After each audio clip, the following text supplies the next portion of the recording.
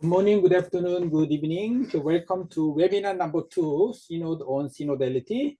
My name is Anselmo Lee. I'm the one of steering committee members of IYTC and also organizer of this webinar series. This webinar is organized by several organizations, of course, hosted by IYTC, International Youth Training Center, together with the IMCS, IYCS, ICMICA, and Christi, Asia Pacific. As you know, last 2 weeks ago, we did the first webinar about Laudate Deum, and this is the second one. And then we will have a third one about Pope's message about World Peace Day. Before we start, I'd like to introduce briefly what IYTC, because not everybody is familiar with the IYTC. Okay, this is as you see logo, IYTC is hosted by IMCS, Romana Asia Pacific team. And you can find more information in the Facebook. It's located in Chiang Mai, Thailand. Next slide, please. And we have also two the other name. One is a Laudato Si Center, and the other one is a Tamarin Village. Those who are living in Southeast Asia, you all know about Tamarin. How is the taste? I forgot the taste because I tasted so long ago, but it's a sour and yeah, sweet. right. Little bit right? sour. Yeah. Sour and sweet. And sweet. Okay, so and there is the big tamarind tree in the middle of the center, IYTC. That's why we want to call Tamarin Village like a plum village, or it's a more natural name. So it will be like a Laudato Si Center. So in terms of Catholic, Laudato Si Center.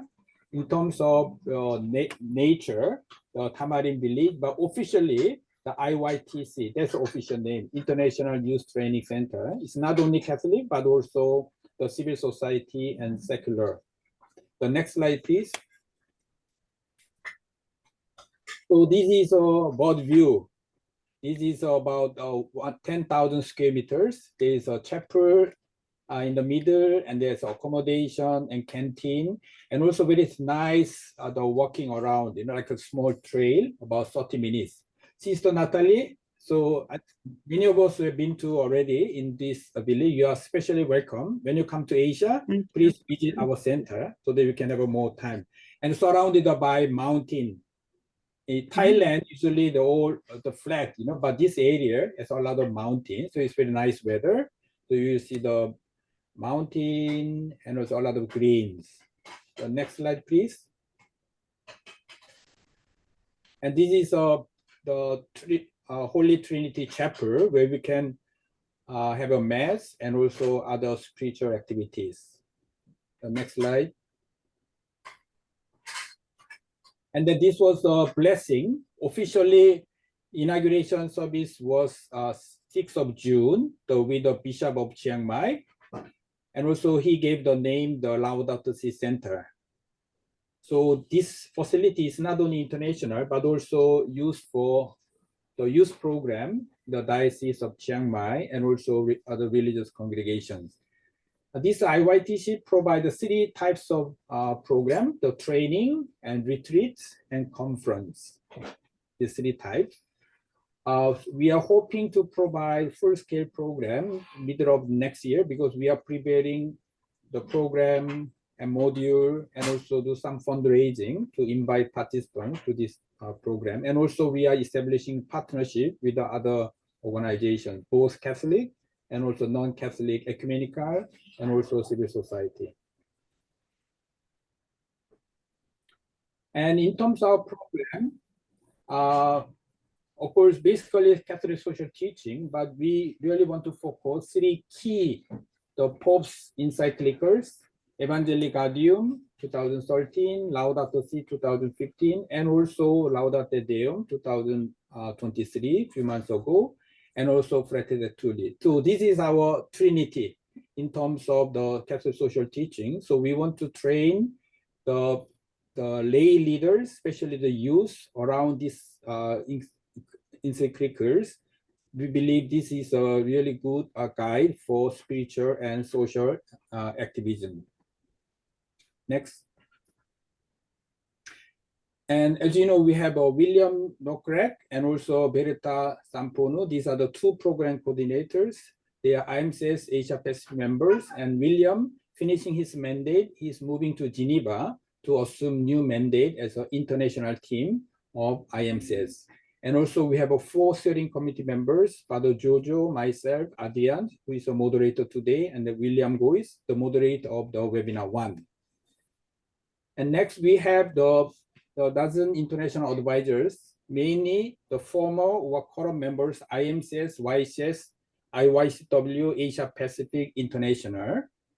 They're all from different countries beyond Asia. There are some from South Africa, and also some of them are living in Geneva, although they're originally from Asia, and then many the Asian countries. And also we have our program coordinators, like Paul Huang, who is here, is a program advisor. We have 2 advisors, general advisors, and then program advisors. So we introduce more later on. So this is a short introduction to those who are not familiar with the IYTC. The best way to experience IYTC is to come to visit IYTC Chiang Mai. Okay, so this is a short introduction. Now I'm happy to introduce Adrian as moderator of today's webinar number 2. Adrian, you have a floor, please. Yeah, good evening, everyone. Thanks for the introduction. My name is Adrian. Is my sound clear? Oh, yes. Yeah. So welcome everyone to this our second webinar, and it's very timely as it brings together not just the alumni but partners from different Catholic organizations to discuss a very critical topic. And we are blessed to have 2 very prominent speakers who will share their experience based on their own experience, but also guiding questions that the organizers have laid out for them. So allow me to introduce the speakers, and we can then have the sharing. So as Miss Nathalie Becquart is a Xavier sister, missionary of Jesus, of Christ Jesus, a French Ignatian-inspired order. She graduated from the HEC School of Management, Paris in 1992 with a master's in entrepreneurship, and she obtained a double canonical baccalaureate degree in philosophy and theology in 2006 from the center, from a Jesuit center, Chef Faculties de Paris. Sorry if I can't pronounce French correctly. Supplemented by training in sociology at the EHESS between 2004 and 2006. In 2019 to 20, she specialized in ecclesiology, doing research on synodality at the Boston College School of Theology and Ministry. For 25 years, he was involved in youth ministry and served as director of the National Service for the Evangelization of Youth and Vocations of the French Bishops' Conference from 2012 to 2018. She took part in the Synod on Youth as an observer in 2018 and became consultor to the General Secretariat of the Synod of Bishops in May 2019. On February 6, 2021, she was appointed by Pope Francis as Undersecretary of the Synod of Bishops, as well as a member of the Dicastery for Communication in December 2021. A renowned lecturer and speaker, she is the author of numerous publications on synodality and synod, young people and youth ministry, vocations, and religious life, the church and mission.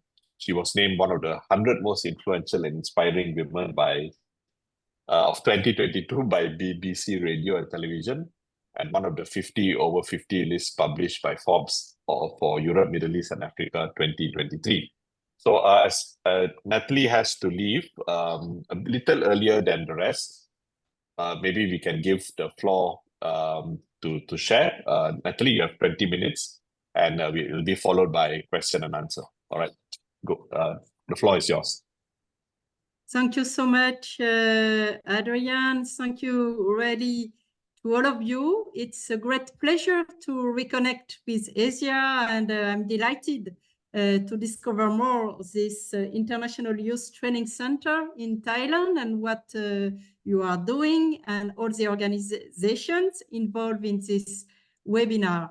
I often say that synodality is completely articulated with Laudato Si and Fratelli Tutti. That means the way to implement them, and now we can say also Laudate Deum, is to be a synodal church. So I am very grateful that you take this time to reflect on our synod and synodality that we are still experiencing. It was open in, as you know, in October 2021. But last October, we just had this assembly in Rome with delegates from all over the world. So, of course, also from Asia. And there were also young people. So I'm happy to share with you some key outcomes and messages from this October assembly as a way also to continue to involve you in the next path, because the synod is not finished. We will have a second assembly next October. And now the local churches have also to continue the path. So all this process is really a process of listening and discernment to become a synodal church. So what we are called to do, and in all your organization and communities and all over the world, is to become more and more a synodal church. As Pope Francis stated it at the opening of the synod, it's not to be occasionally, not occasionally, but structurally to move toward a synodal church. And what does that mean? That means to become more and more a listening church, a church with this style of journeying together and discernment. And the main outcome of this October assembly was that really we had a true synodal assembly. All the members experience really a mutual listening and a listening together to the Holy Spirit. So this October assembly was one step in a process that is broader, a process involving all the baptized, and we can say also all people of goodwill who want to take part. But it was really an important step with those participants who were there. And as you know, among almost 400 participants, 75% were bishops, and for the first time, members who were non-bishop could take part as voting member. The first thing is that, and I refer along my presentation to this synthesis report that I encourage you to read if you have not read it yet. And, you know, synodality is a learning by doing. You can't learn synodality just with an academic course or a good webinar, even if we are happy to do that, or a book. You really learn synodality through an experience. And at this stage, at the end of the October assembly, we have understood, we have a kind of definition of synodality that I will read. Synodality can be understood as Christians walking in communion with Christ towards the kingdom along with the whole of humanity. So it's a way to journey together as people of God, as Christians, but to journey with all humanity. And we can't separate, and I think that's one outcome we understand more and more, that we can't separate what we live as church ad intra with what we live with the other. And I think that's also especially something that Asia brings, because the experience of the Church of Asia is mainly to be a small minority among others. So it's a process, a way to be church in mission that involves reciprocal listening, dialogue, community discernment, and creation of consensus as an expression that renders Christ present in the Holy Spirit, each taking decisions in accordance with their responsibilities. So it's really a way to foster the participation of all and to involve all the baptized in decision-making processes for the church. And to do that, as I have highlighted, we need to enter into an experience of synodality, to have a practice of synodality. And the assembly in October was, for all the participants, really a kind of school of synodality, a training through an experience during 1 month. Because you can't learn synodality just, as I've said, in a theoretical way.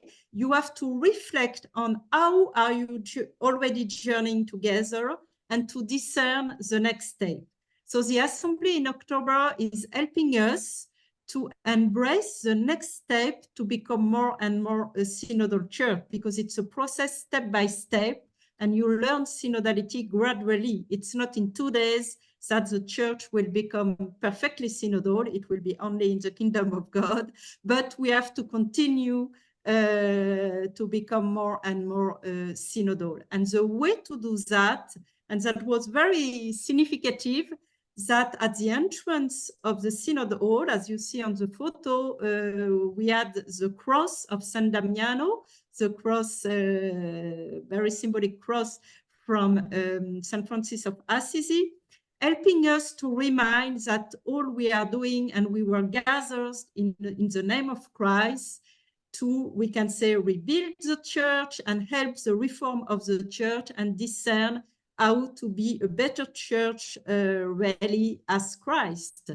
So the process, and what we have understood better, is that we can't be a synodal church without really being rooted in the listening of the word of God. And being a listening church is, first of all, to listen to the word of God and to put at the centers this listening of the word of God. And that's what we have done during every day during the Synod, and especially before the Synod. The fact that we had a 3 days retreat, spiritual retreat, has really helped us to focus first on prayer, because synodality is, as I say, a path of transformation, a path of renewal, but that is first of all a spiritual process.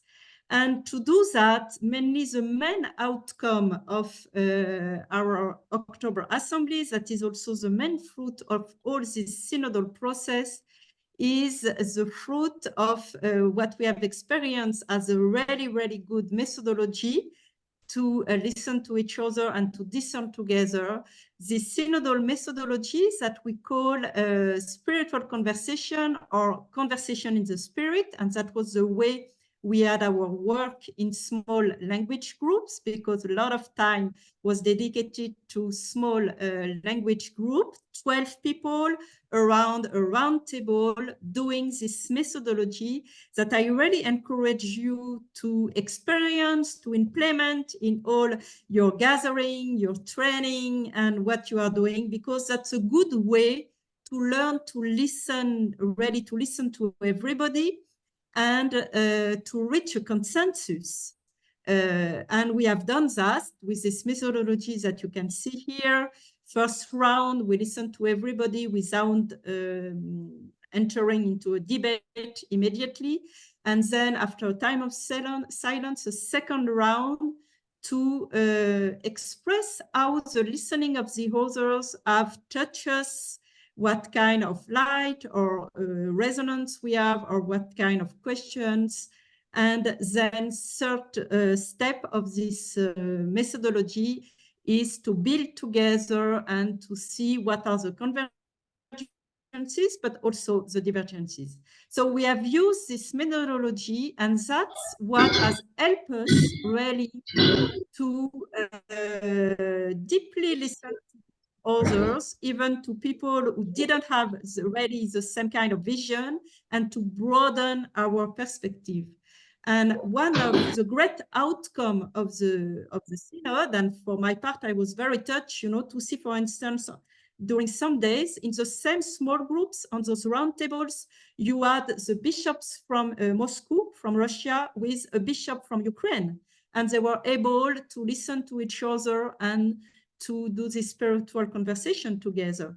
Also, in our small group, we had, as you can see on the photo, 12 fraternal delegates from other churches, other Christian denomination, and it was really helpful to listen to their experience, to their view. So this process is really helping us to broaden our perspective, and especially, you know, we are all coming from a local church, from a culture, and for me, the main fruit maybe of this synod has been a better way to understand each other among participants from different continents. And I think that was very, very important. I will come back to that. So we have experienced that if we want to address some difficult topic in the church or some, you know, points on which there are some divergences or different vision, we need to continue to do it with this methodology of conversation in the spirit that was really enriching for all of you. So at the end, to put it in a nutshell, I would say that what we are learning more and more through this synod is really to learn to work together and live unity in diversity. Unity through diversity with our different, we can say, colors, vocations, background, and it's for the church a learning process not to have a kind of homogeneous unity, but not to be afraid of diversity, especially our cultural diversity, but to find ways to be together and to journey together. And it's to shift from maybe a kind of a model of unity that was sometimes very European or very homogeneous, toward a model of unity that is more multipolar or with those different colors and with these figures that Pope Francis is highlighting very often of the polyhedron. And this synod was really a concrete step to experience that. And all the participants have seen the benefit, for instance, for bishops, not to be just among bishops to discern the way, but to journey with lay people, with religious, with men and women, with younger and older. This synod was really, as I say, a way to learn better, to live unity in diversity. And we have expressed that in the introduction of this synthesis report, and I think it's a good way to express it. Despite our diversity of backgrounds, languages, and cultures, through the common grace of baptism, we have been able to live these days together with one heart and spirit. The Holy Spirit has gifted us with an experience of the harmony that He alone can generate. It is a gift and a witness in a world that is torn and divided. And the fact, you know, that during 1 month, we were able to be in this synod hall and to have all this time together and sharing with people, for instance, from countries who are experiencing war or violence against each other, is a very prophetic, we can say, sign. And we have experienced this synod in a context of crisis, really as a path of hope for peace building. And I think the synodal methodology is not only for the church, can be also a good way to open paths for peace building. So we have experienced that what, you know, synodality is not just for us as church, but it's a way to foster paths of reconciliation, hope, justice, and peace. It's a good news, we can say, also for the world. So through all this journey of the synod during 1 month with different time, I would like now to highlight some key contents and key topics from the synthesis report. And I would like first to remind how the fact that we have opened the assembly with a ecumenical vigil prayer organized with delegates from all Christian denominations, and with also many young people. And Pope Francis was there with other head of churches. It was a kind of historical moment to express this possibility of unity in this very divided world facing so many crises. And to do that, and to arrive at the end of the synod with this synthesis report, that is a kind of photography as where we are now. Really, the way is to integrate that nobody alone has the complete view or the best vision, and so it requires a lot of to acknowledge our incompleteness and humility, and to continue to be a learning church. And I can testimony that the participants were really with that attitude of humility, and many of them, they have experienced the assembly really like a pilgrimage as a path of transformation and conversion. And many arrive with some kind of fears, because when you have a kind of call for change and for conversion, it's not easy. But at the end, we receive peace and joy. So to highlight some key points of the synthesis report, because we have drafted this document, but I wanted first really to emphasize that the Synod is first of all an experience. And it's not enough to have a document. The document can't express the richness of the experience, but it can help to understand what has happened.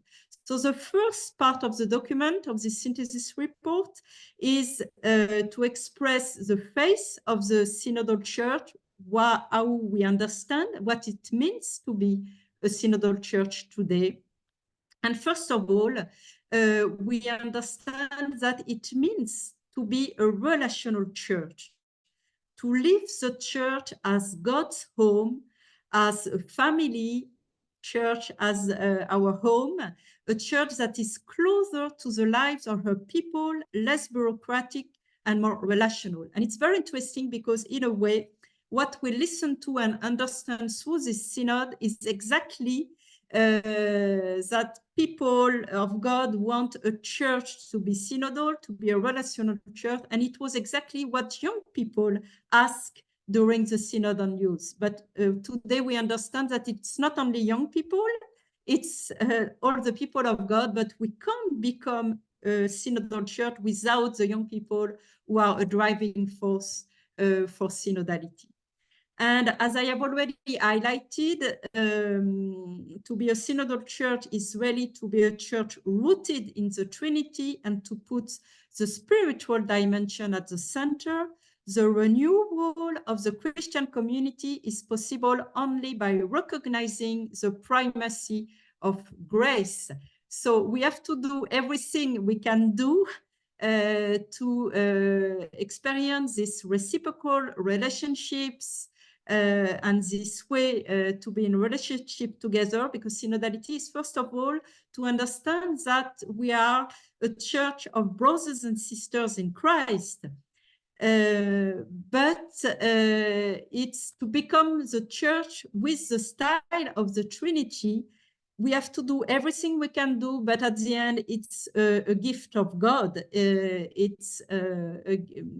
will receive the grace to become a more synodal church. And what was really, I think, interesting and important, we have understood that to be a synodal church in mission is really to emphasize the priority option for the poor, and to put poor people at the center and to consider them as protagonists of the church journey. That was really something important that you can read in the synthesis report. So it's about putting those who experience poverty at the center, and learning from them is something the church must do more and more. So it's about listening to the cry of the earth and the cry of those living in poverty, and to stand with the poor. And as it is highlighted, it's to continue also to put into practice Laudate Deum, but not only, also Laudato Si and Fratelli Tutti. Another point that I have tried to introduce before, because for me that's really one of the main outcomes, is that to be a synodal church, we have to be a church out of every tribe, tongue, people, and nation, and integrate the cultural diversity of the church, not only as a global church, because we see also, and through my mission at the Secretariat of the Synod, I've been blessed to travel a lot. I was in Bangkok for the Continental Assembly of Asia last February, but also in other continents.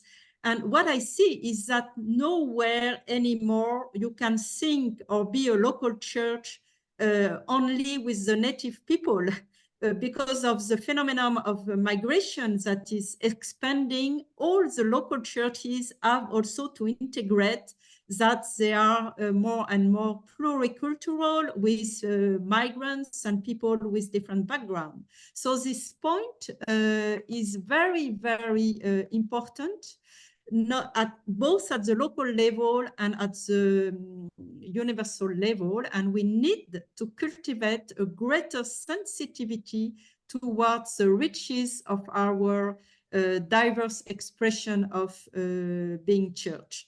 And that's something very, very important. I will go very quickly to the last point. So that means also fostering mutual understanding between the Eastern churches and the Latin Church. And the Synod was very good to help us to understand that the Catholic Church is not only the Latin Church. You have also many Oriental churches, and including in Asia, for instance, in India, with Syro-Malabar or Syro-Malankar. Then we understand, and it's very interesting, because on ecumenism, there was no debate. There was a great, great, great consensus that we need really to go forwards, and collaboration among all Christians is crucial in addressing the pastoral challenges of our time. So there is a strong call really to move forward and to deepen our ecumenical relationship and to be together, especially because synodality emphasizes our common baptism. And then I let you with the important topics of the second part of the synthesis, especially the one about women in the life and mission of the church. And I will conclude with, because we have understand that we are always better together when we are men and women. So it's urgent to ensure that women can participate in decision-making processes and assume roles of responsibility in pastoral care and ministry. And I will conclude by this chapter 10, highlighting that we need to value the diversity of charisms, vocation, and ministry. That means also the role of lay associations and consecrated life, and the importance of the contribution of lay association, ecclesial movements, and really that the greatest part of the church is lay people. So you have a very important role, and I invite you to continue the journey and to really be protagonists of this synod and for the next steps now in the local churches before the second session. Thank you so much for your listening.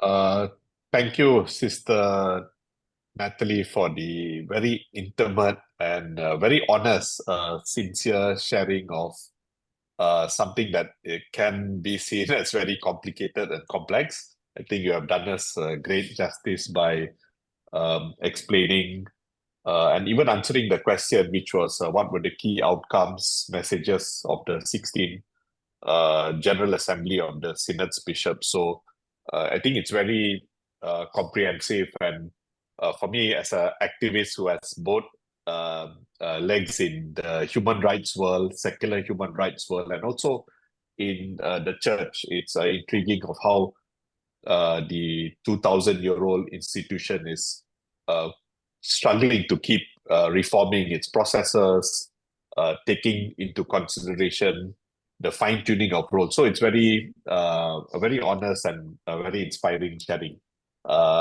And I think if we look at the questions that are coming in, I think Anselmo, I think we should give other people a chance to ask, but Anselmo is basically asked about the processes of how the regional synodal processes were integrated at the global level, and if they were, I think you already answered that the ecumenical communities met, but were they also people of other religions or inputs from the secular civil society in the deliberation? So what was the process? And I think Anselmo asking 3 questions at once, and also the statistics of how did we gauge if the participation from the bottom-up approach in terms of data and statistics, were there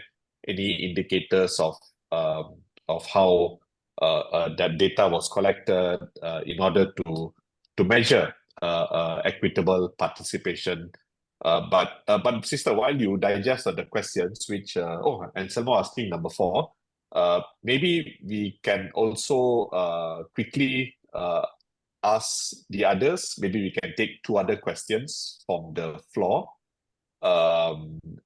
before whilst Sister Nathalie is digesting Anselmo's question. So those on the floor, just to let you know that the next 2 speakers will be answering as at an individual and organizational level, how do they evaluate the synodal processes, and also what kind of action can be taken as individuals and organizations, as Catholic social movements in Asia. So maybe we can take 1 or 2 questions from the panel, and then we give Sister Nathalie a chance to answer. Yeah. Maybe you can use the box, the reaction box to raise your hand. I think, Paul, you have clicked on the clapping hand. Would you like to ask a question, or you're clapping? Yes. Thank you, Nathalie, Sister Nathalie, for your presentation. I want to ask you about the secrecy, meaning like other meetings, the 16 bishops, the World Bishops Conference, not allow the press to freely approach it to cover the whole session, which is against the human rights of the expression of people, which is the best notorious problem to make the sexual abuse by clergy, the cover-up possible systematically. So secrecy is not the Catholic Church protect. Rather, we open up the journalism or the reporters to come to the meeting freely. How about if this coming years? Any plan to change your attitude toward journalism to cover the whole, or if not whole, but the significance, the meetings and other things? That's my 1 question. Okay, thanks, Paul. Anyone else would like to ask a question? Show of hands, or you can unmute yourself and ask the question. Going once, going twice. I think people are just warming up to through the synodality process. Don't forget the methodology and those very cute stones that Sister Nathalie pointed out in the slide. I think we should not take for granted how important it is to listen and then reflect and then respond.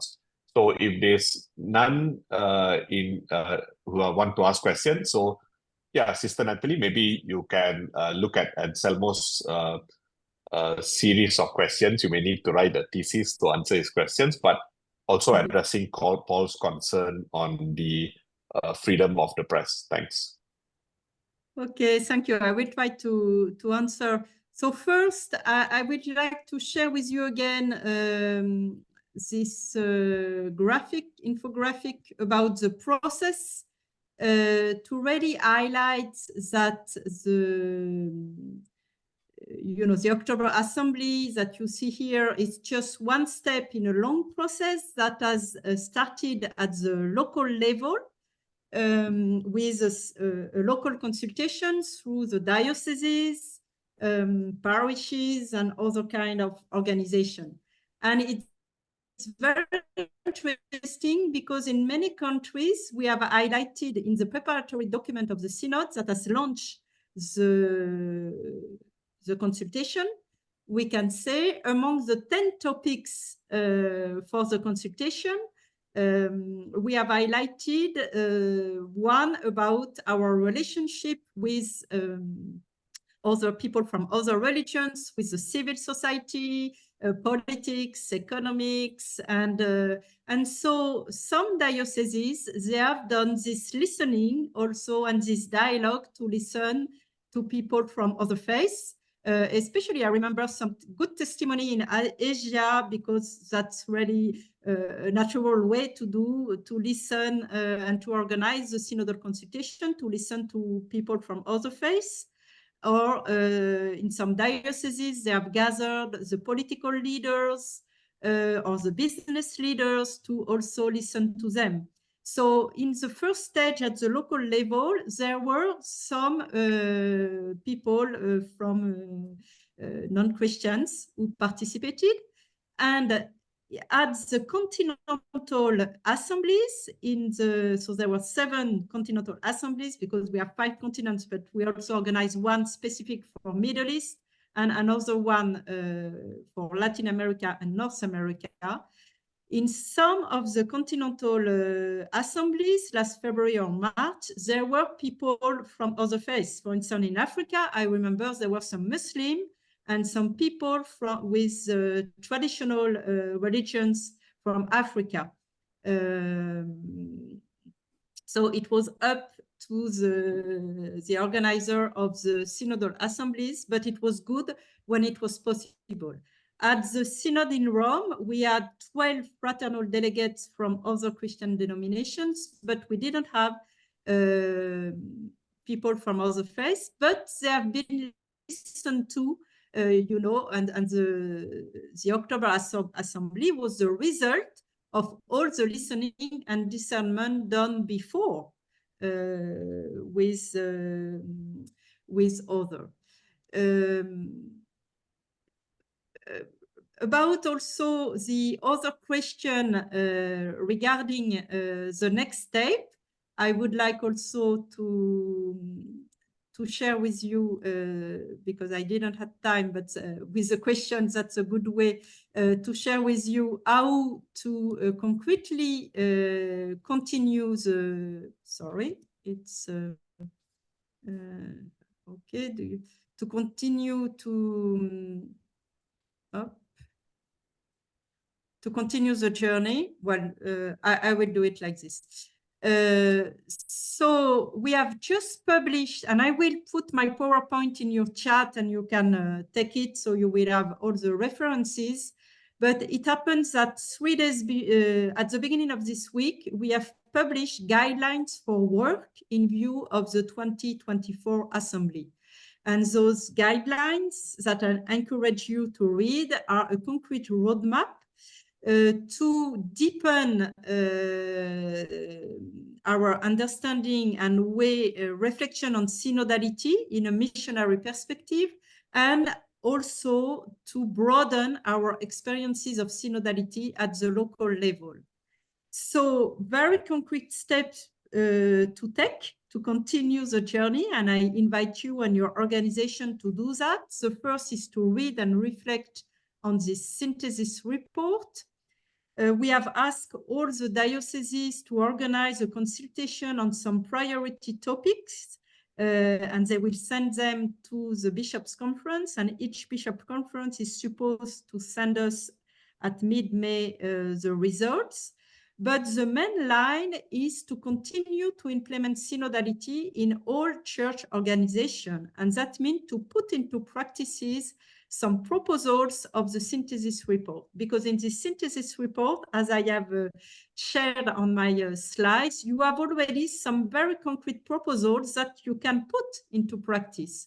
For instance, to use this synodal methodology of conversation in the spirit, you can learn it, you can train facilitators, and you can use it in some councils or some trainings or in communities when you want to listen to each other and to reach a consensus.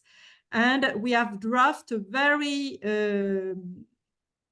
simple worksheet to receive the fruits of this October Assembly and to continue the synodal path of conversion in the local churches. So also, I mean, all your organization or you with your charisms, your vocation, you can discern how you can be part of this journey. And among all the topics that we have highlighted, you can see maybe some concrete proposals. And my last point will be about this question of secret, that I can understand your perspective as regarding at human rights and from a kind of activist perspective but we have also to understand that, as I said, that's the difficulty for the church. We need to communicate and to learn the best way to communicate. But at the same time, the church is both human and divine. And synodality is to see and to be the church in history. So in our different contexts, in our societies, and we are, that's enculturation, we are shaped by our context and culture, and we need to learn from that. But at the same time, the church can't be compared to any kind of human organization. We have it's a special nature for the church, and all the wisdom of discernment, and I can say that also as a nun in a religious congregation, it's not easy, because when you really want to discern together, especially on some sometimes difficult topics, it takes time, and it's a process, and people are evolving, you know. And so the difficulty with our media culture, and we need to be the church integrating the media culture, is that our society or the media are, you know, how they function. They highlight polarization and division, and also they look at immediate results and short-term results. And why we wanted to have a kind of sacred space for discernment, because, and that was really what has happened, you know, people enter in the synod with their own vision, and they can say something in interviews or to the media, but then they will change and they will evolve. And how not to be put into a box, how to communicate, but also let a kind of space for prayer and discernment. It's a tricky question. And so now we are reflecting on that. But what I want to highlight, it's very clear for the church, and it's also in the synthesis report, we need to fight any kind of abuses and to fight any kind of cover-up. So we know that regarding abuses, we need to do the truth and to speak and not to be in silence. But when we speak about process of discernment like, for instance, a general chapter in a congregation, a general assembly in some lay movement, or a synod, we need also to acknowledge that, you know, at the end, it's your own conscience.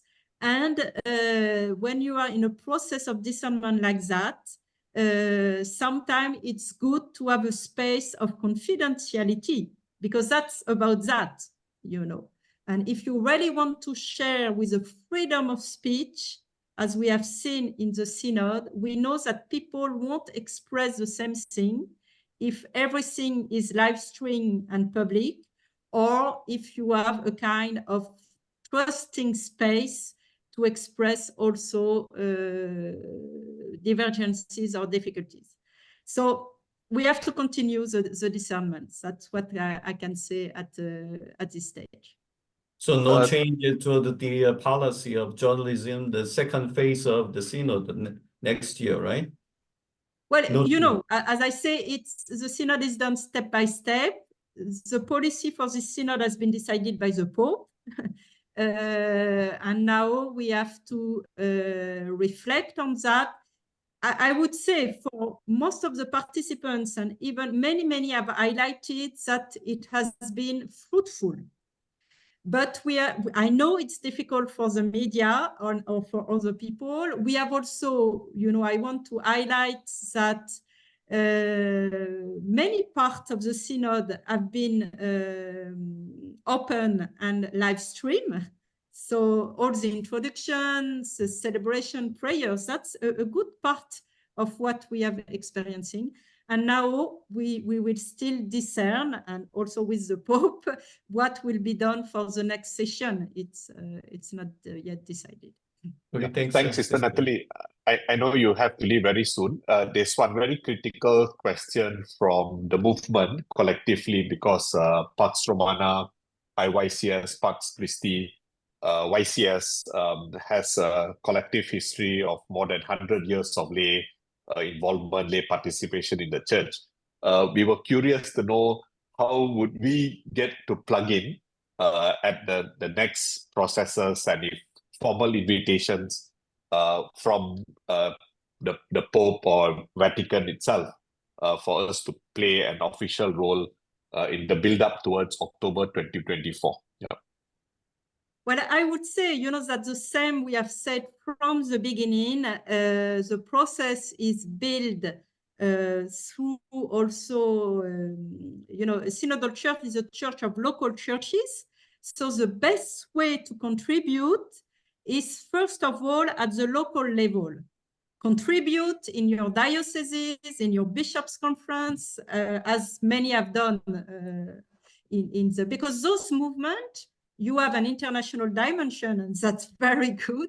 But you also live, and I know that for what I know, with at the local level, with some teams, with some national team. So it's really at this level that you need to link with the synodal team in the dioceses and in the national bishop conference to contribute. That's really the best way. Then at an international level, you are connected to the dicastery for laity, family, and life. So that's also through the dicastery. And I know in the first phase, they have organized and have received the contribution of the international movement through the dicasteries. That's the way to connect with the Vatican, and I think, and I know that your movements, most of them, they are recognized and they are connected with the dicastery for laity, family, and life. So that's really the way to do. Thank you. Maybe could we have a group photo before Sister Nathalie leaves? If I can request everyone to turn on your cameras for a few seconds, and we can capture this historical moment. Thank you, Sister Nathalie. Just give us a few seconds. Yeah.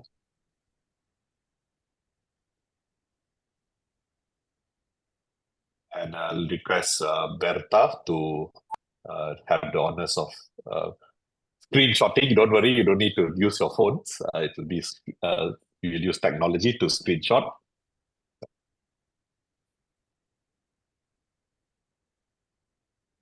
Yeah, Beta, you want to give us the cue? 1, 2, 3, so we can smile.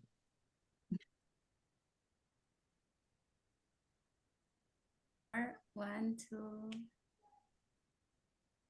Oh, still people coming on. Yeah. Yeah. Okay, one. All right. 1, 2, 3. One more because there are 2 slides.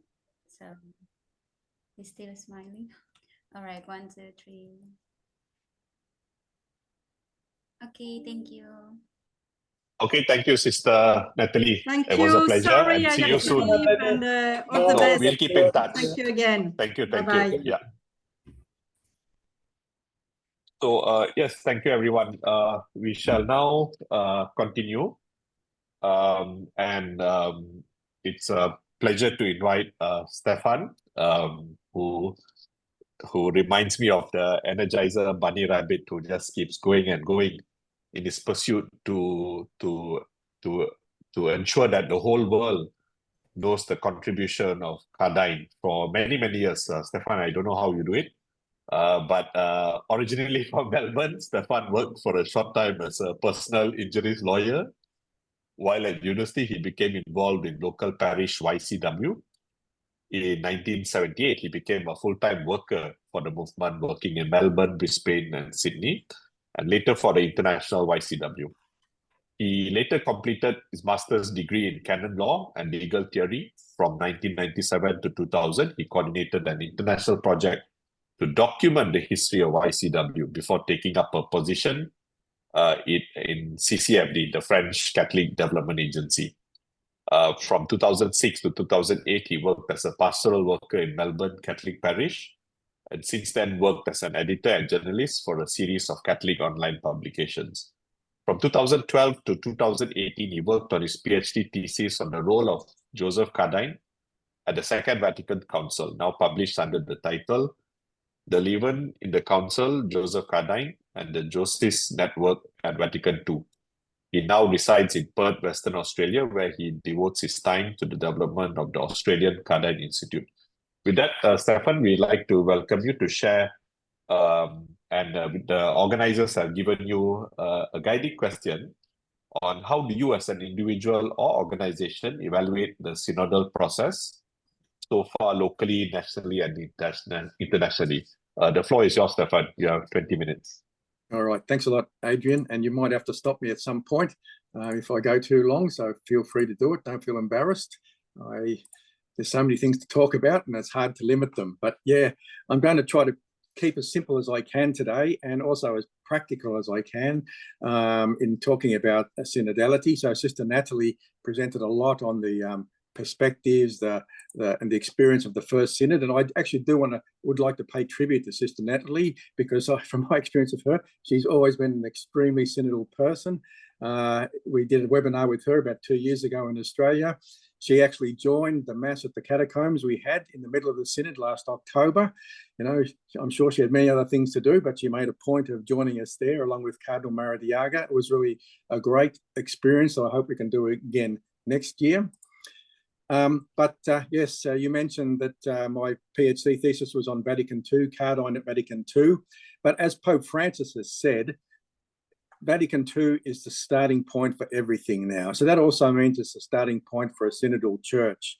So what does that actually mean? Well, I've just put there on the slide a few key points. And I will say this, that a lot of those points were the contribution directly or indirectly of those movements, which Adrian mentioned, Pax Romana, IYCW, or chaplains or bishops who are associated with those movements over the last century. Many of them were there as young priests, for example, the bishops. They were young chaplains to the movements in the 1920s and 30s. By Vatican II, they were bishops, and that's how the message of the movements managed to permeate into the council, and why I call it the leaven in the council. So you see those things there: people of God, priesthood of the faithful or the laity, the vocation of the laity, all these different words that we're very familiar with: conscious participation, collaboration, cooperation, responsibility, dialogue. And also a point that sometimes is a little bit been missing in the last few years, this role of lay groups and working towards a church that's present in the world.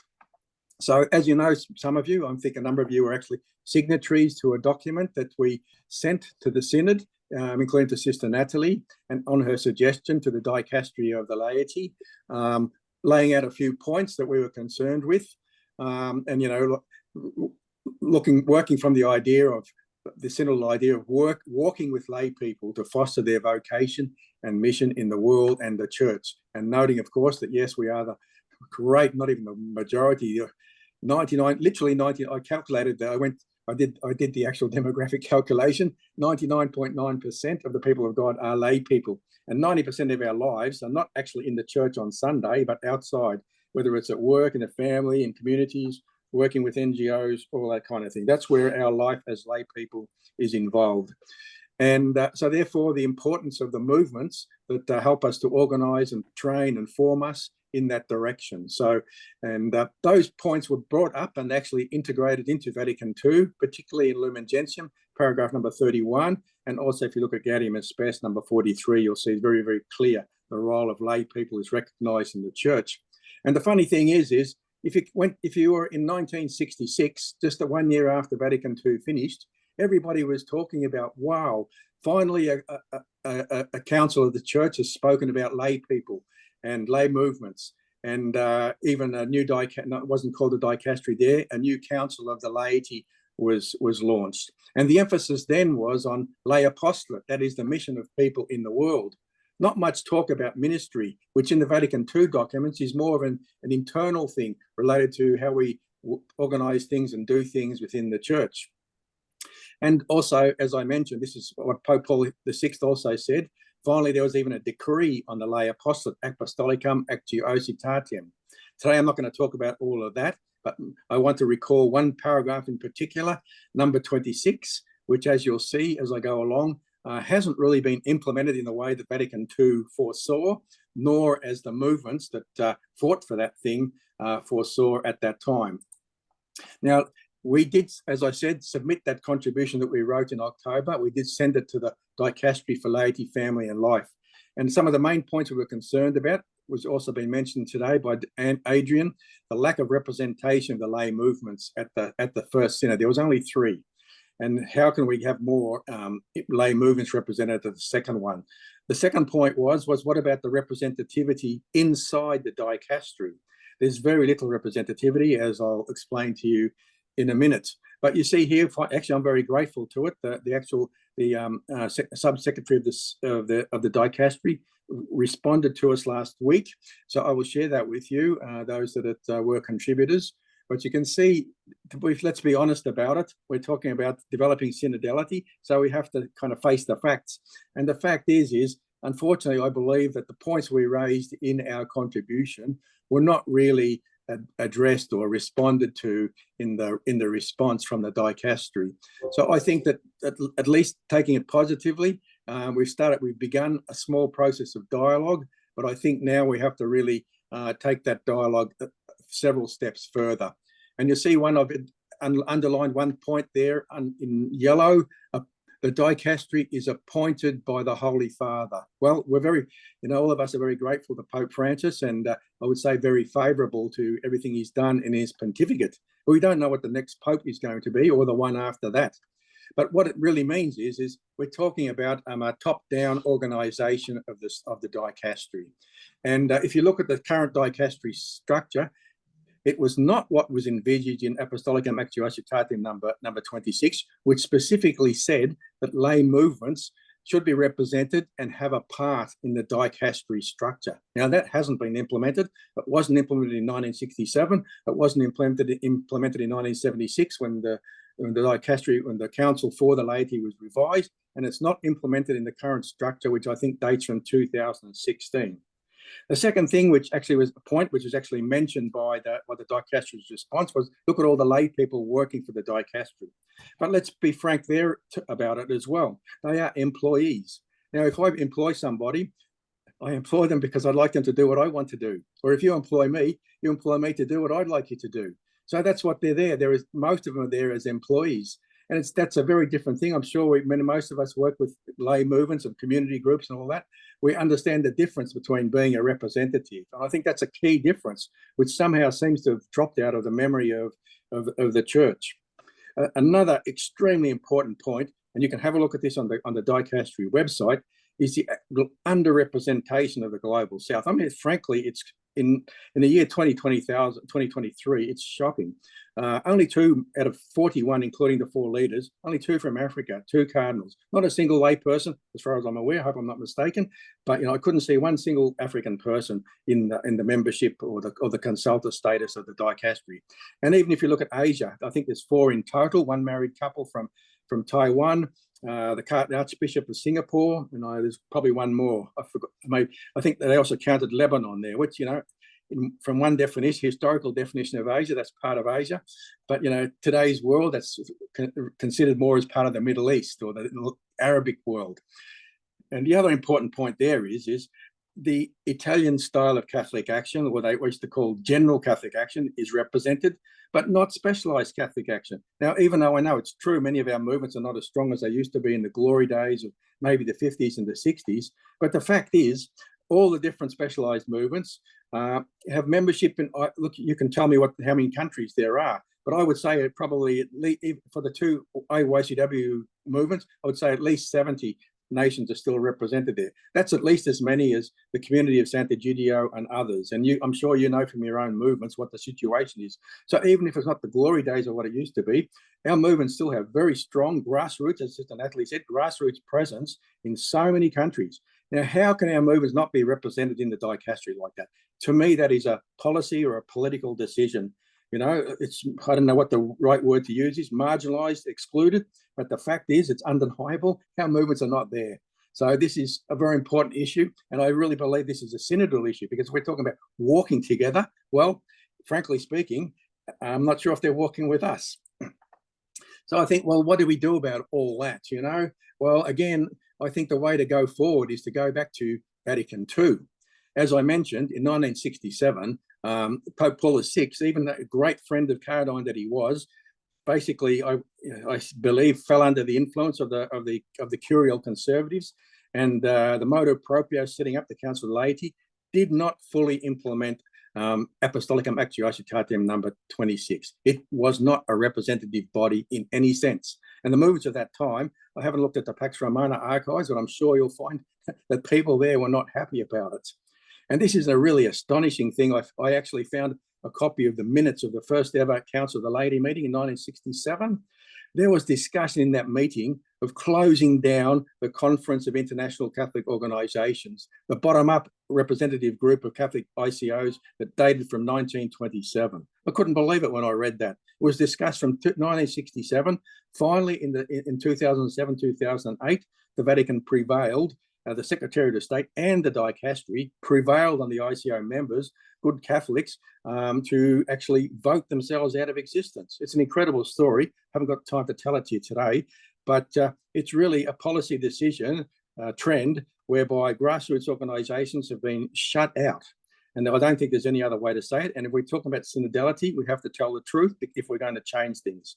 So therefore, I think we've got to move back to the beginning. What did the Vatican II documents say? And it's very interesting to see what they say. Let's look at number 26. Again, we could spend a whole lecture on it. In number 26, clergy and religious should cooperate with the laity. Well, what's happened since Vatican II? Every religious order in the world has set up their own youth ministry, their own justice ministry, and everything else, in which lay people cooperate with the religious. It's the opposite of what Vatican II said. Vatican II said clergy and religious should cooperate with the laity. In other words, with our movements. Are they doing it? Anyway, these are questions that we can look at in the future.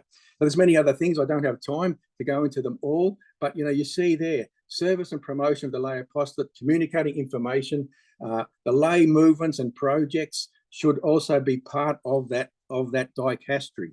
And the fact is, as I mentioned a few minutes ago, they're not. So it's very, very clear as far as I'm concerned. You can make your own judgment.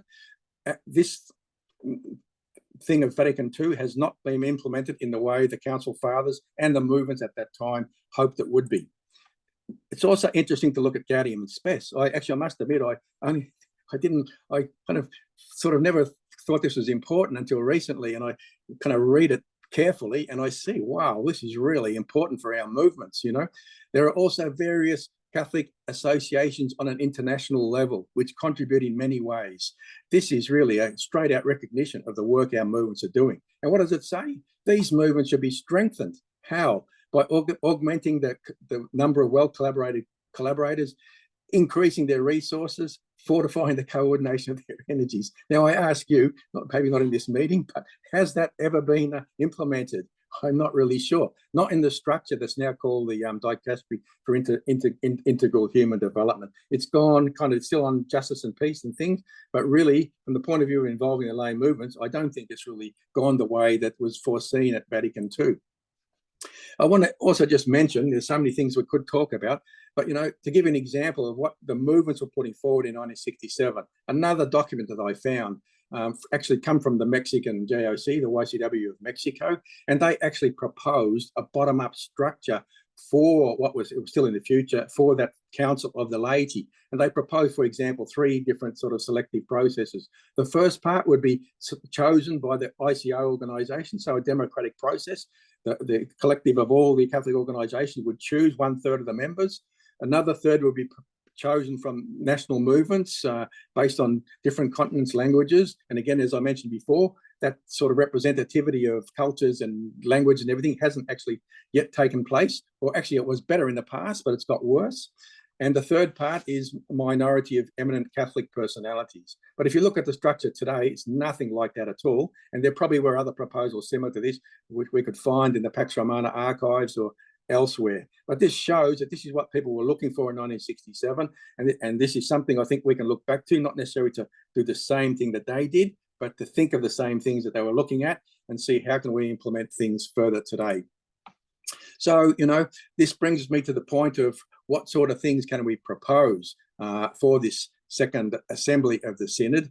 And again, Adrian raised this issue with Sister Nathalie before. Look, the fact is, I've looked at the new preparatory document that just was issued this week for the second assembly, and there's no process in it that recognises that international movements should participate at an international level. Although, as Sister Nathalie said, well, maybe the way to go forward is to go through the dicastery, unrepresentative as it is. But if you just have a read of that document for the second, you just see there's no process there for involvement of the international movements. It's all as if we've got to go back to the parishes and to the dioceses and to the national bishops' conferences and kind of disappear in all the mass of everything else that happens.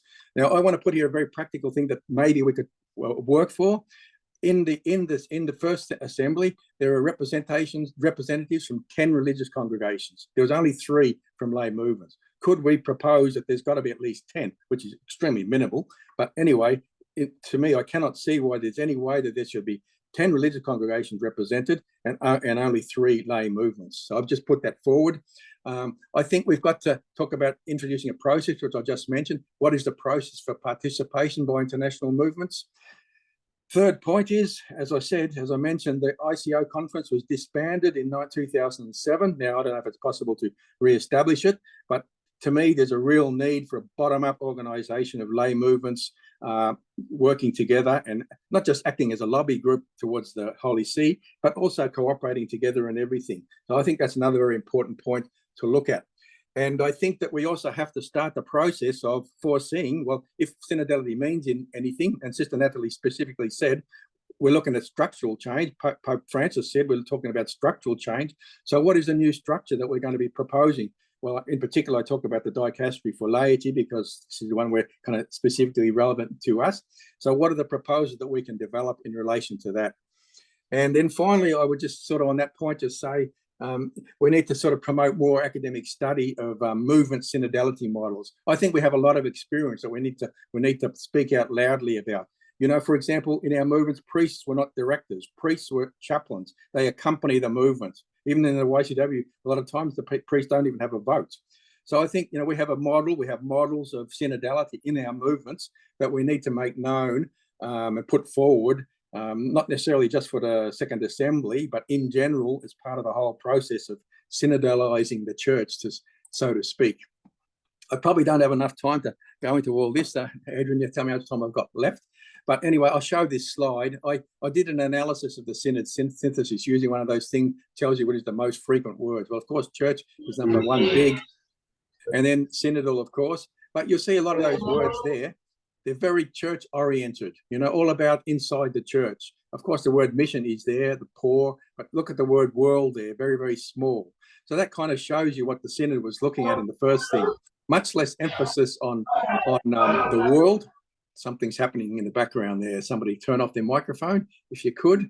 But anyway, I looked at some of the words that are there. You know, community is very big actually, so I think that's a big word, a positive thing out of the synthesis. The emphasis on community. Ministry is very big, but you know the whole lay apostolate thing of mission in the world doesn't really appear very strongly at all. I just mentioned that as things to look at when we come into look at the document and look at our own thing.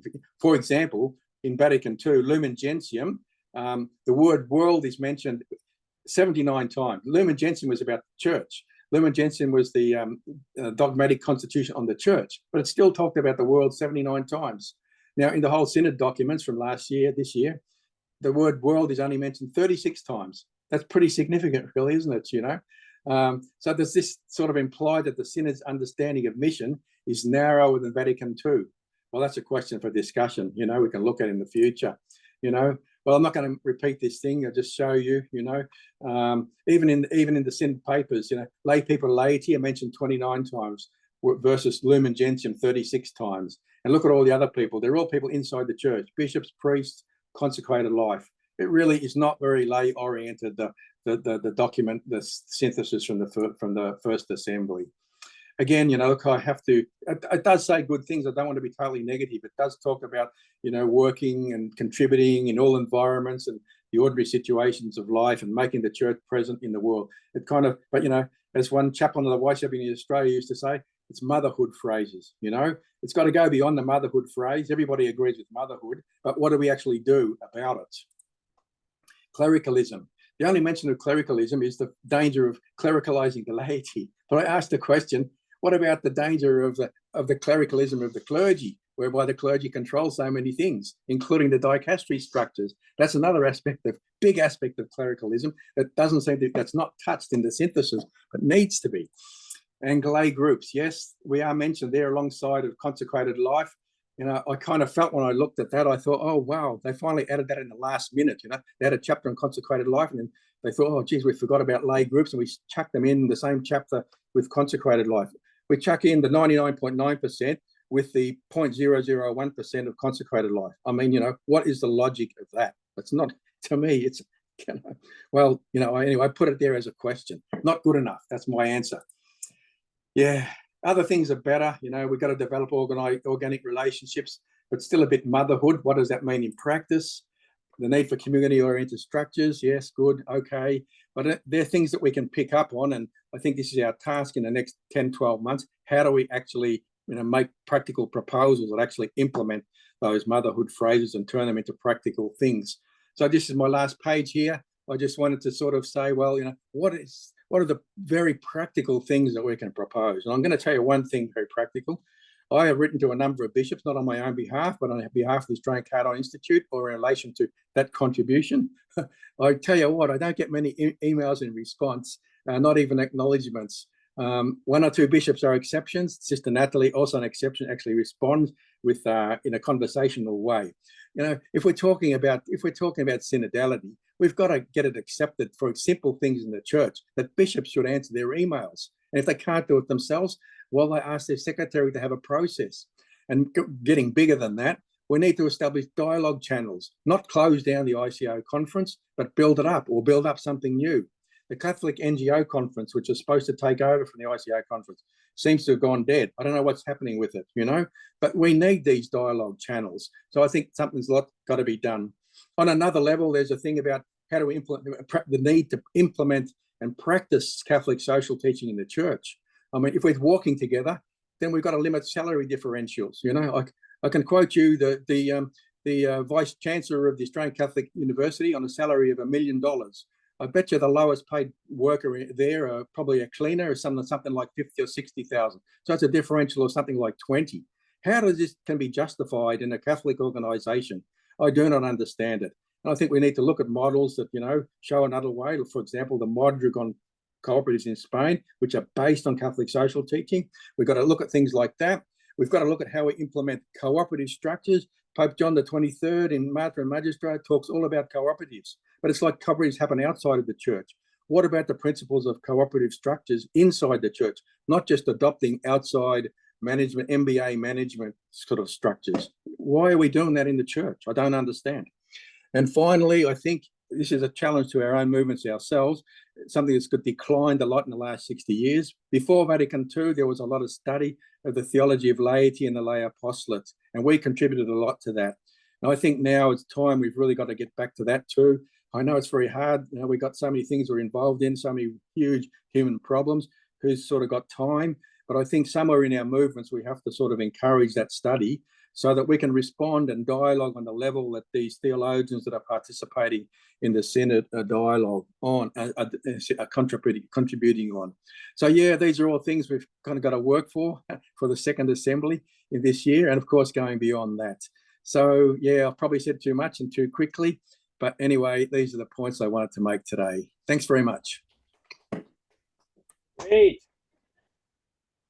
Yeah, thanks, Stefan, for the very critical response, helping us understand the struggles that come with the theocracy and how, and of course, thanks for being very critical, self-critical on the movement, the lay movements in our own struggles to push things ahead. Now, there are a few questions in the box, but before we go to the box, shall we invite Ashita Jimmy from IYCS based in India to give her response. Yeah, and then we will go into the panel discussion and answer the questions. Yeah. Ashita, are you there?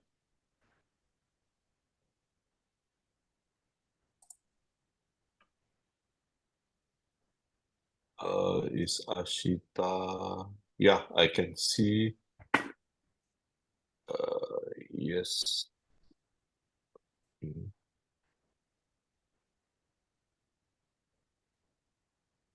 I hope it's not connection problems. Ashita, can you hear us? Testing 1, 2, 3, 1, 2, 3.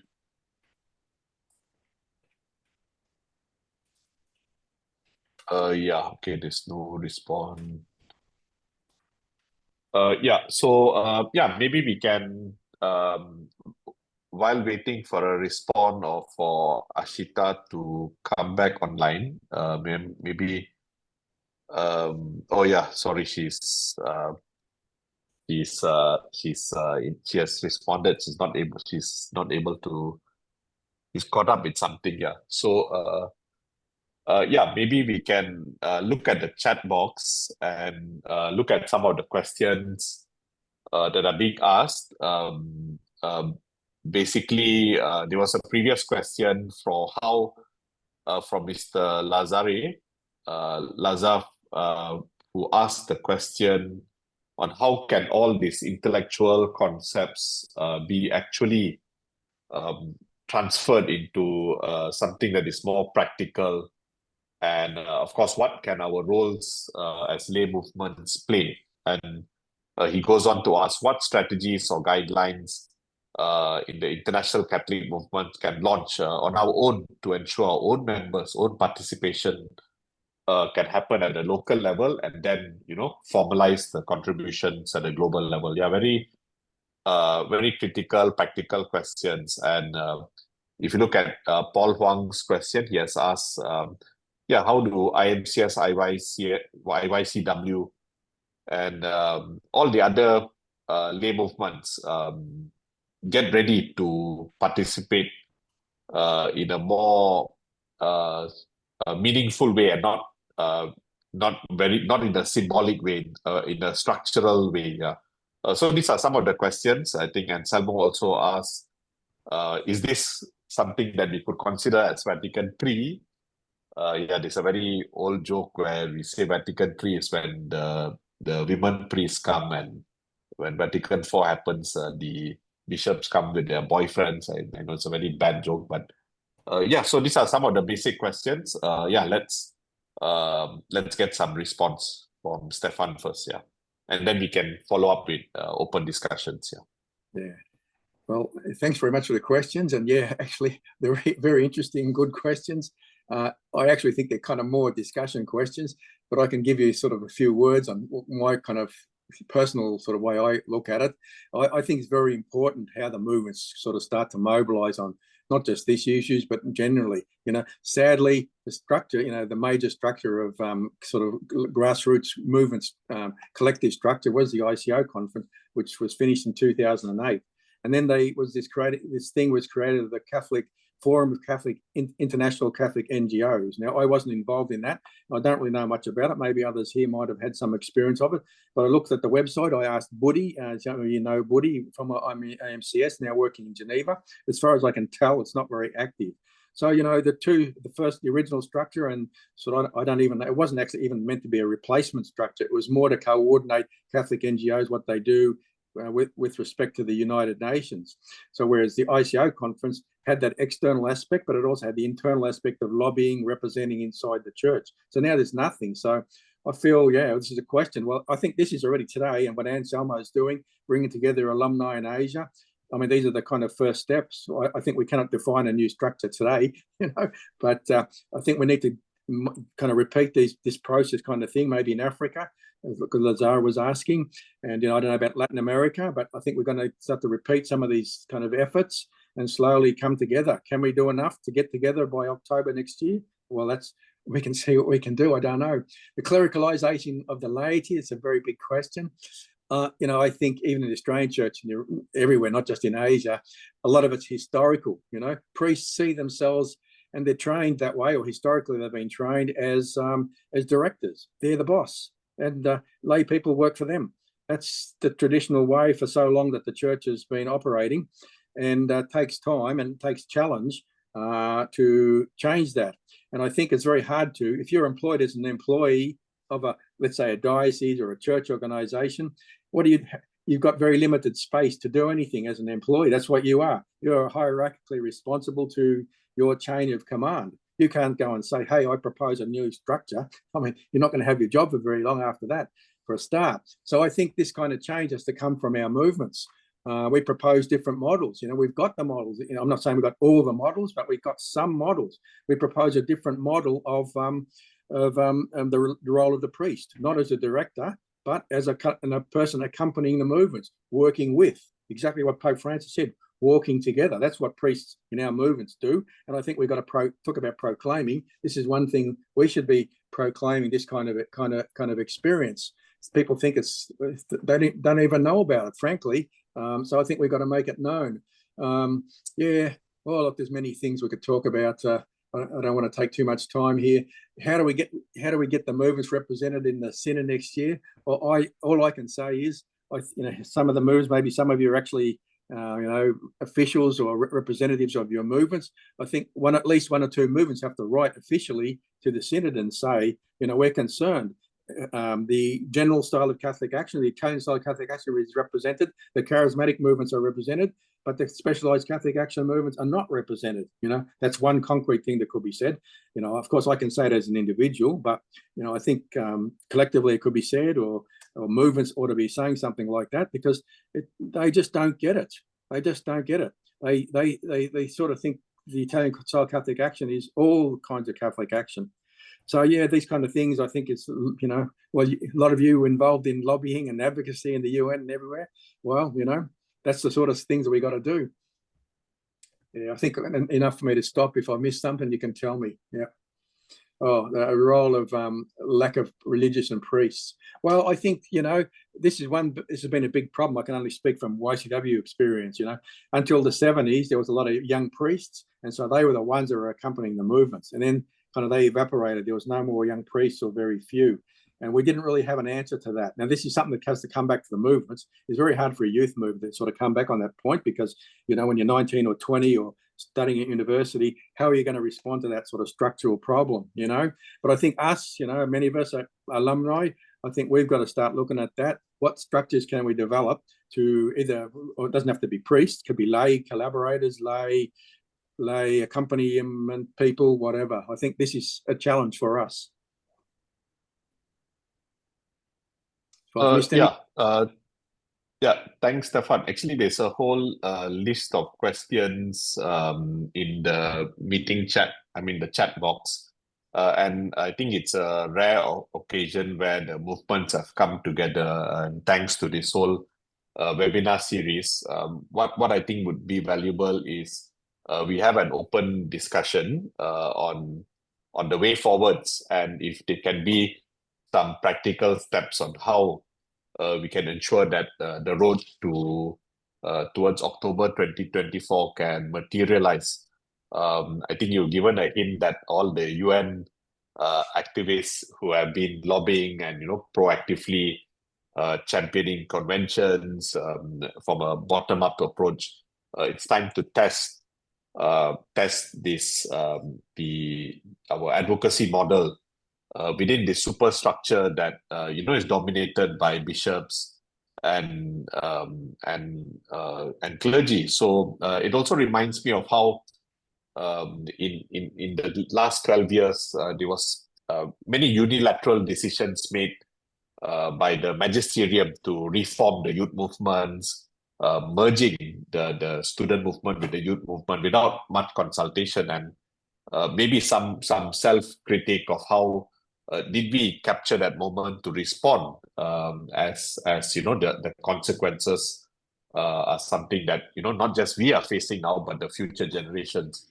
And I think, Stefan, you're very in the most polite way warned us of what happens if we take history for granted, and whether we are equally guilty of not responding according to the signs of the time. So I think let's use the next 20 to 30 minutes to have a brainstorming session on what's the way forward. What is there parts that we can take, and if there are other questions that are not answered, we can still discuss them. Yeah.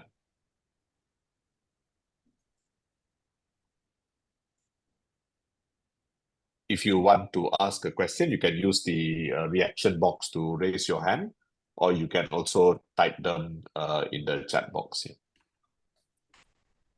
It would also be vital to hear from the current coordinators of Pax Romana, if they have been engaging at a macro level with these processes, and where is the disconnect with our grassroots movements. I think it would be important if maybe William, Berta, or the other coordinators from different parts of the world could share.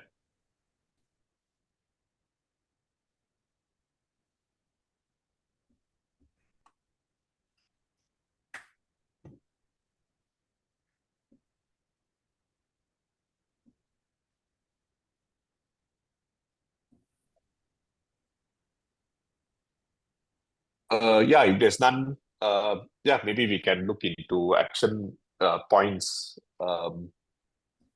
There's also the question, what has been the impact of Laudato Si and Fratelli Tutti on the ground? Have we observed any behavioral changes or organizational changes within the church that we could use as in our way forward?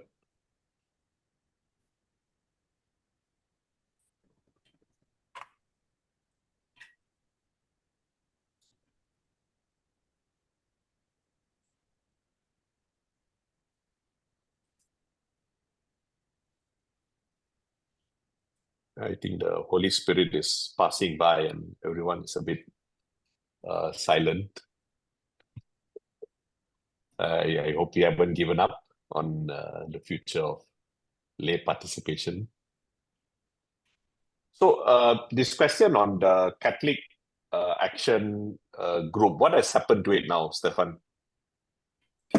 Sorry, I didn't get that. I missed that question. Well, that is really another lecture. That is really another whole program. Is the structure still existing, or what has it evolved into? Historically, simple, kind of very, very simple history. Kind of the term Catholic action came out of Italy in the late 19th century. And the context there was defending the church against the new republic and the secularization that was happening in. So it was kind of a defensive model, mobilizing lay Catholics to defend the church. That's what it meant, Catholic action to defend the church. And that was pretty much the model initially. And then people started to open it up.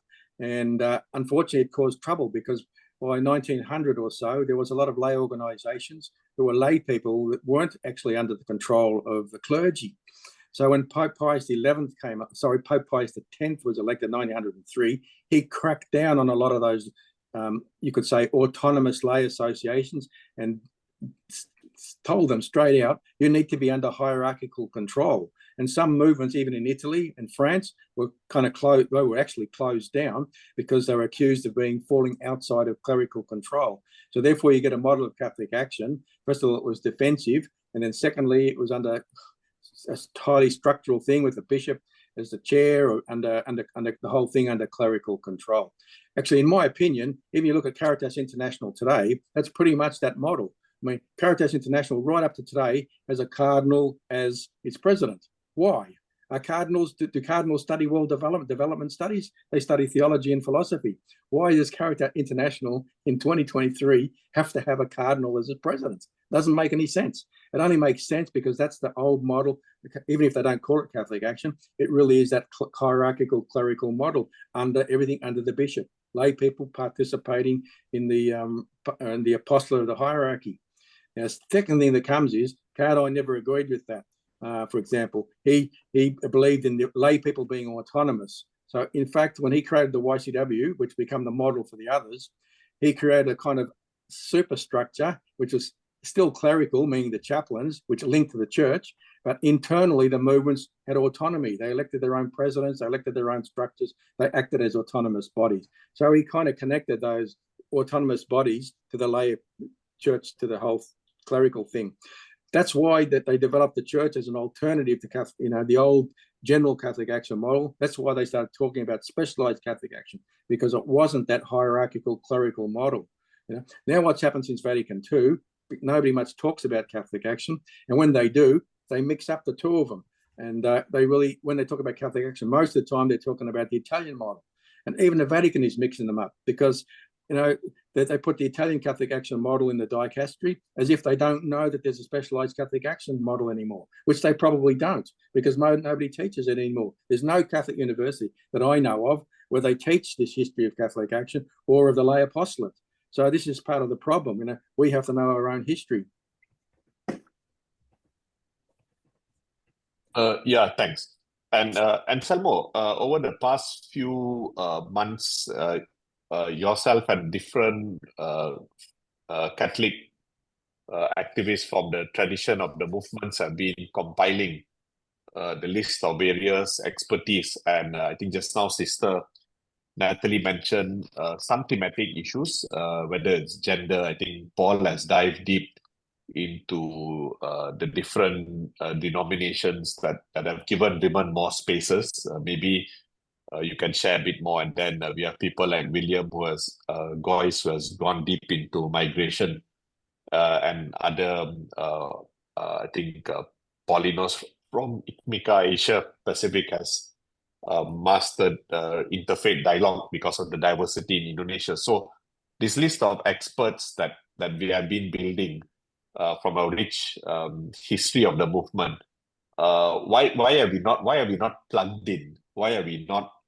Are we waiting for royal invites from Vatican to come for these meetings and say, hey, if you don't invite us, why can't we just show up?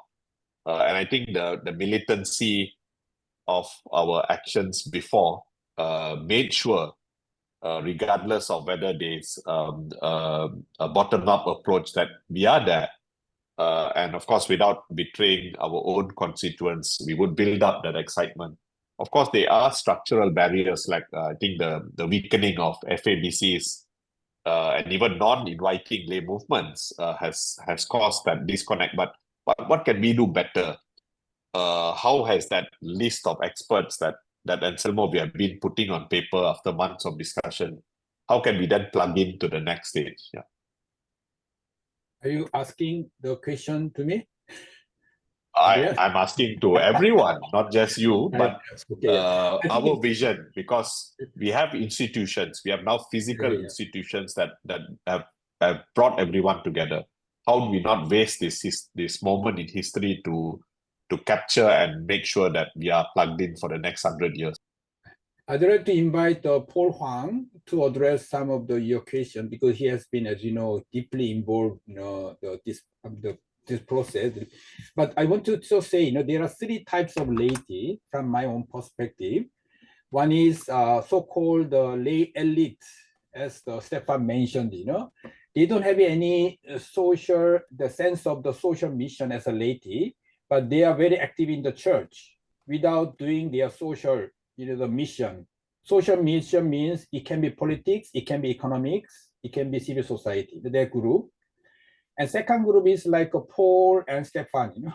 They are lay people, but the priests like lay, they are studying theology, they are doing all, so they are as a fully engaged in the church activities as a lay identity. But third group is a bit like Adrian and William and myself. We are very much involved in the civil society, but of course we are concerned about church matters. Somehow we are trying to contribute as much as possible, but our main contribution is social change through civil society, or some of them, they are working for UN, some of them are politics. But anyway, there are these three types of so we need different types of people, especially the second and third group. I think probably those who are in the webinar is a second or third group. The question is how to bring, like a bridge, what is happening in the civil society, what we are doing civil society, and also what you're trying to do within the church. There is no formal process. There is not enough space, as we see in the synodal process. So that's why I want to invite Paul Huang to share. I know though you have a lot of achievement, at the same time frustration in this process. Could you please? That's okay. So you're done? Yeah, Can done. Yeah. Before you now, it's over to you. All right. My question is, first one is more about Stefan's statements before the first Synod assembly of the Synod in 2023. His center, your center published that statement. It was so relevant and valid that I could, translate into Korean and published in our own journal. Why? Because you raised question about the lay representation.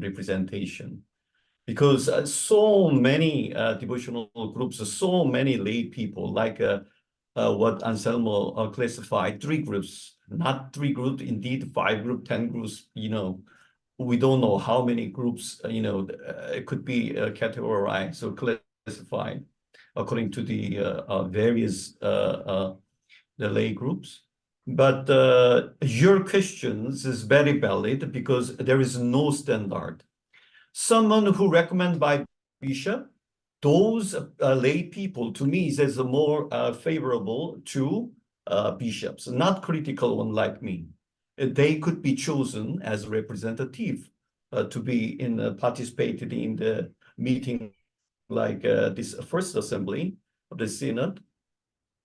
But this is not a right lay representation.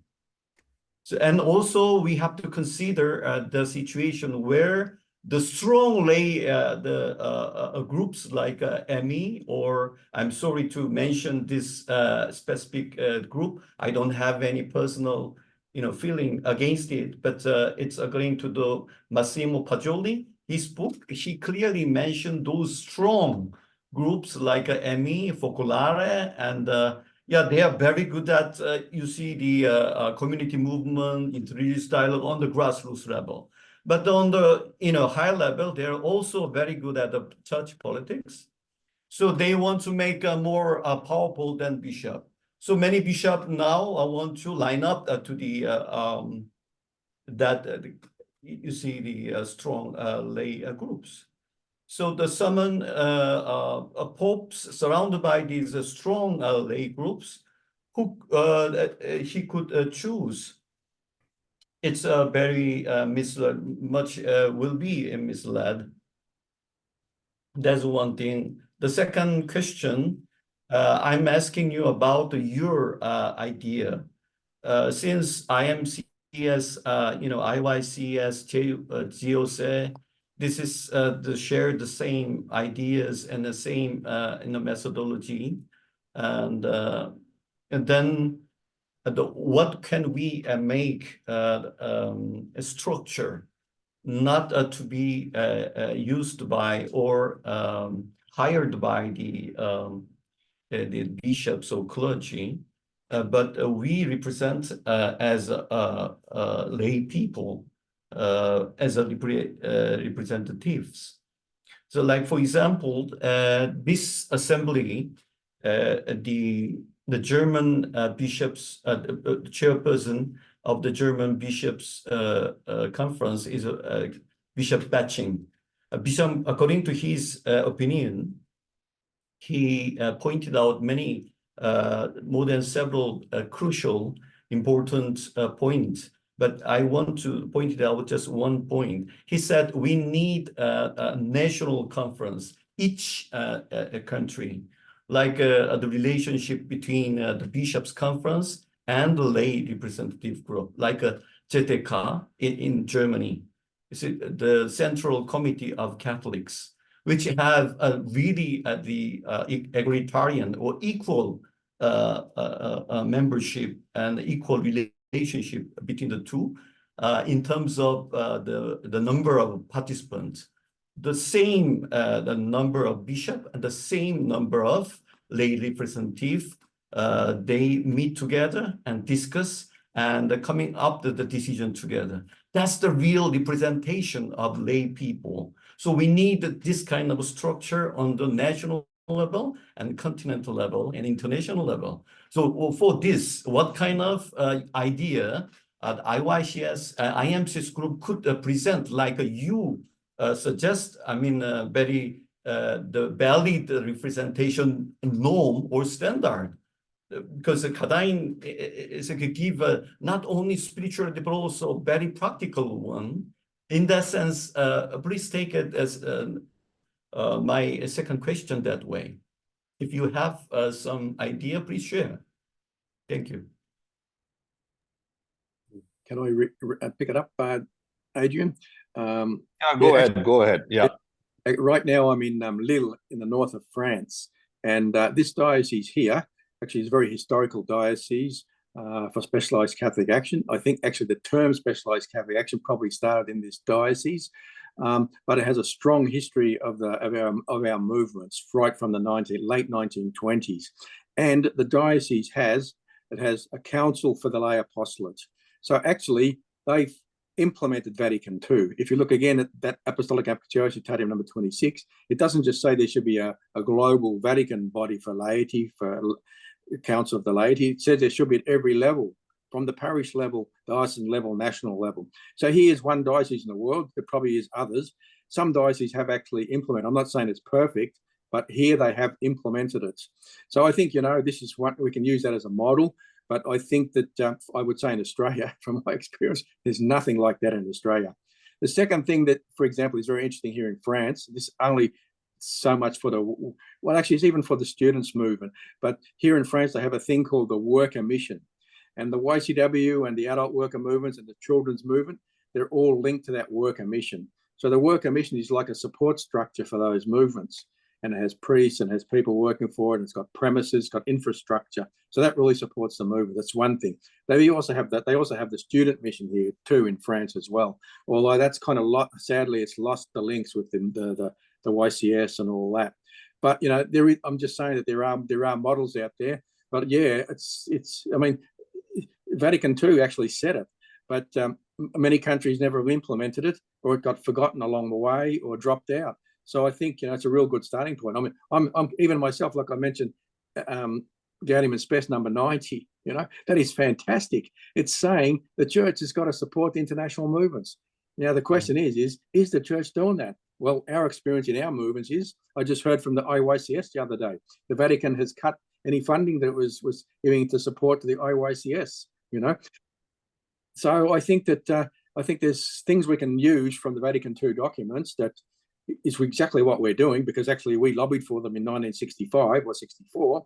And I think we just got to do the same thing again. But yeah, we can also start building from the base. I mean, wherever you are in Korea or where, let's start developing those structures. If the church doesn't recognize initially, well, so be it. Over time, hopefully we get recognition.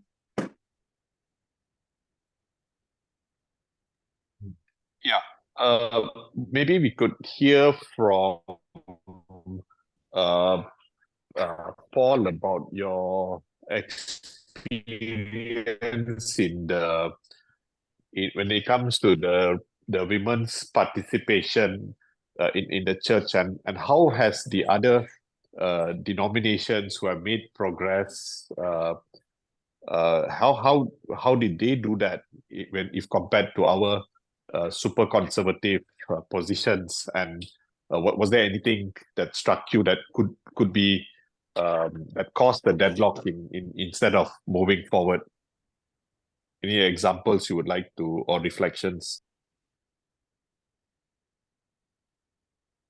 Is that for me or for Paul?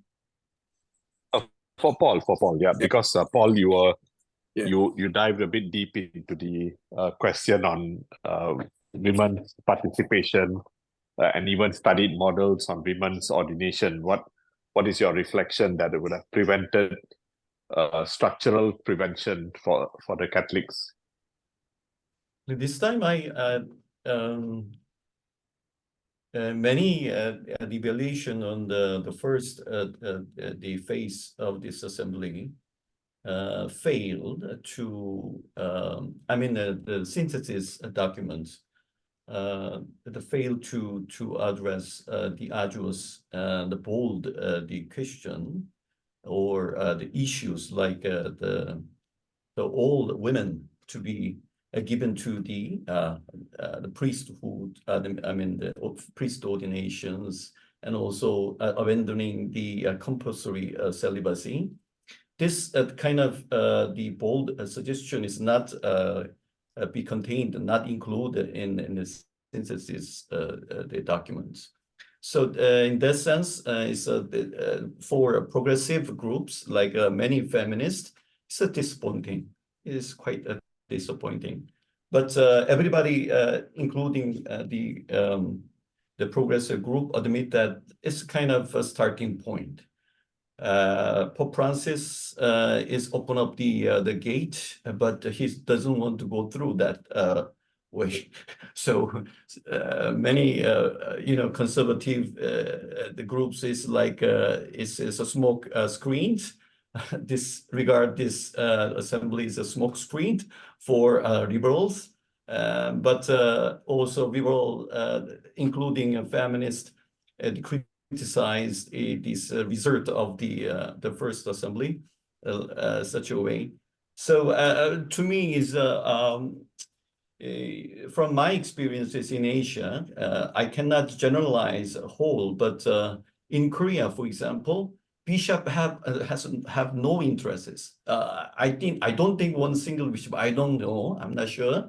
But this they had a general meeting, but they didn't have any mentioning one single sentence in there, the press release or whatever. So it shows they not following Pope Francis the agenda of Pope Francis' drive of church reform or this kind of synodal church, which are not attractive to them at all. Not only in Korea, but in Asia, many countries in Asia, nearly all countries in Asia to me. So how can we, all the time listening, discerning or not taking the decision together, with no structure. So the same is true of many feminists who are very much disappointed at this time because many good, serious and arduous the agenda is missing. So for that reason, I'm not quite sure this coming second phase of the assembly would be different from first one.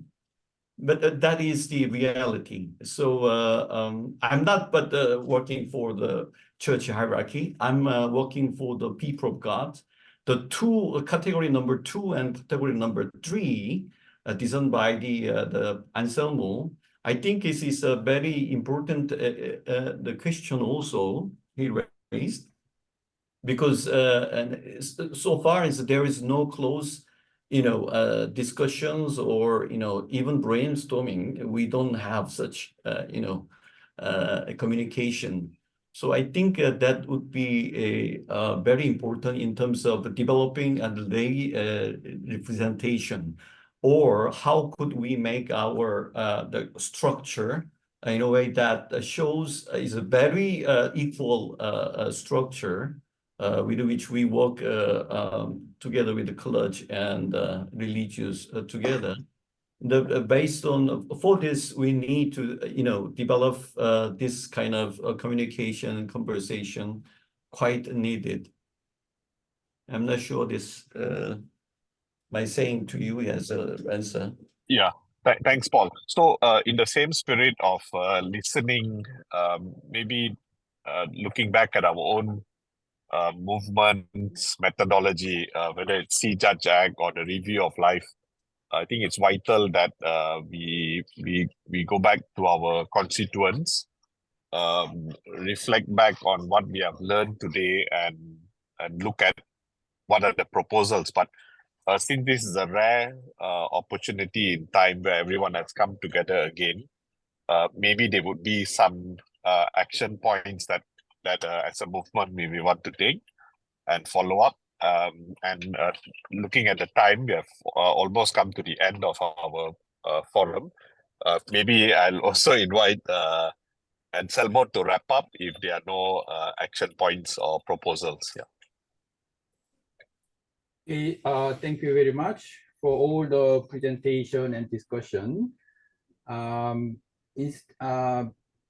like to share what will happen, why we are doing, what will be the outcome of this webinar process. As I said, webinar number 1, this is a series of webinars to set the agenda for Catholic social action movement in Asia and Pacific and beyond. That's why we started first with the Laudato Deum, and then now second is a Synod on Synodalities, and number 3 next January it will be the Pope's message for World Peace Day, and then we will come to the Fratelli Tutti, and so on, including the FABC plus 50, to set the agenda, because these are the so-called official outcome of the church process. Of course, not all of us were invited to participate in this process, but as Stefan also said, I think important to invite ourselves to participate. We should not invite, because as Paul said, we are people of God, so we should not passively inviting for invitation. So I think we need to organize ourselves. We need to organize our presence felt by the official church. So whether they invite or not, we will do our own, according to our mission. I think that's a spirit of the Catholic social action or the lay movement. So we will continue this process, and also we will summarize, the main the point of discussion at the same time, some of the guidelines for action, especially how we can participate in the 2024 process, final stage of Synod on Synodalities.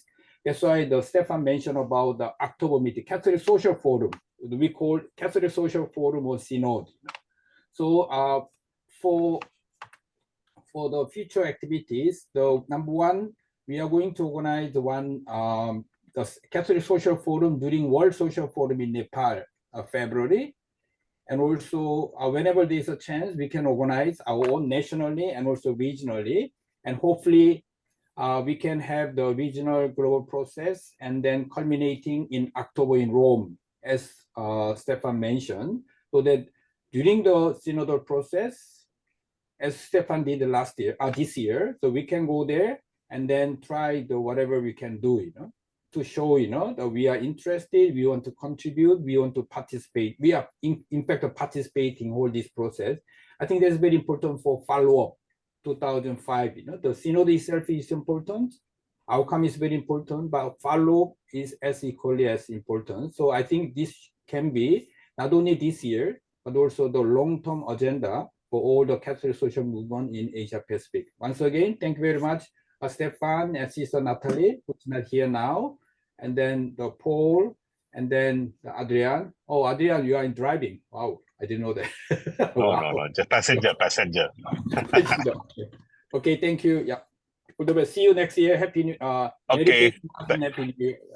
Happy Christmas, All right. everybody. Yes. Christmas. Thank you, everyone. Happy Merry Christmas. Christmas, Happy New Bye. Year. Yeah. Thank you, Bye. Stefan. Thank you, Anselmo. Thank No you, worries. Paul. Thank you. Thanks, everyone, for the input. All right, take care.